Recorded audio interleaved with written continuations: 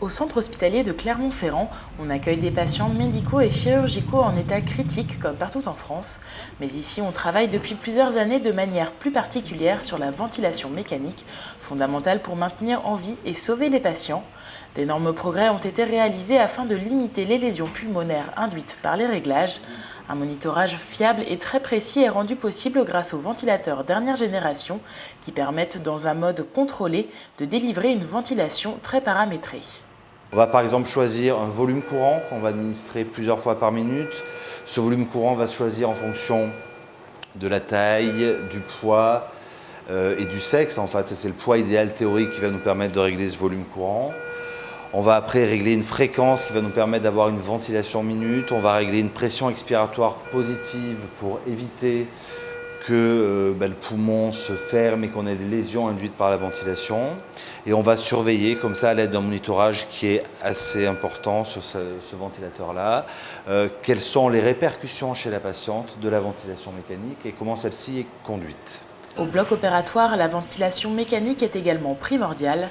Des réglages inadaptés ou certaines stratégies impliquant un volume courant élevé peuvent faire apparaître des complications post-opératoires. Suite à cette prise de conscience, on assiste aujourd'hui à une transposition des concepts de réanimation au bloc opératoire, avec toutefois une différence importante entre ces deux types de patients.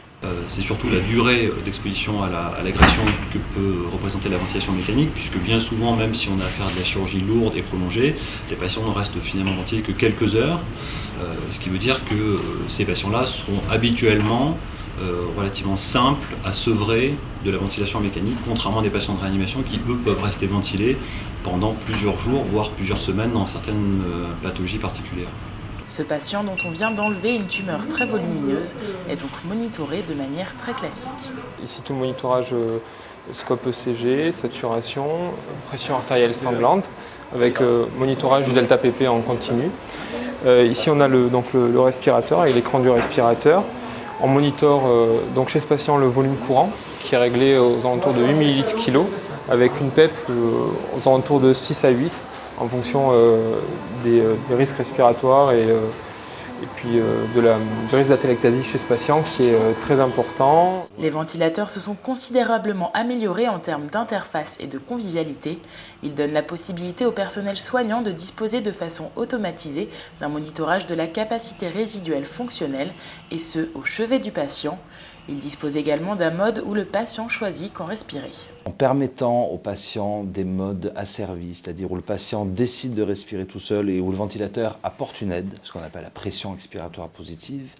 Donc le patient choisit à quel moment il veut respirer, pendant combien de temps il veut respirer, ont permis de voir des patients qui dorment moins, c'est-à-dire d'avoir en réanimation des patients qui sont conscients, qui sont coopérants. Donc à partir de ce moment-là, on les sédate moins, on a moins d'effets secondaires, on a des patients qui bougent, qu'on peut réhabiliter plus vite, qu'on peut mettre au fauteuil alors qu'ils sont ventilés. Donc on peut accélérer énormément la prise en charge en réanimation. Ces changements ont permis de réelles avancées de l'assistance respiratoire ces dernières années. Ces ventilateurs permettent une meilleure lisibilité pour les soignants qui adaptent ce qu'ils font sans avoir à transporter les patients. Une ventilation optimisée limite les lésions et les effets secondaires, des avantages indéniables pour le patient.